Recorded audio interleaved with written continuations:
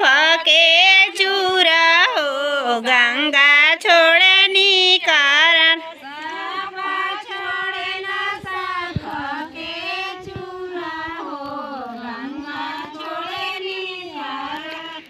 बराबरी सवा कर गुमर हो जंग छोड़ले हमार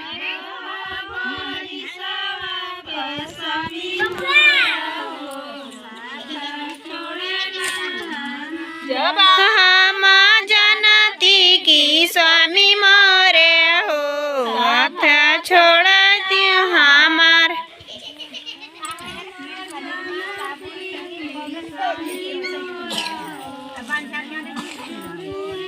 लगाला हरदिया फेड़ाई देती हो बालू रहती कुंवर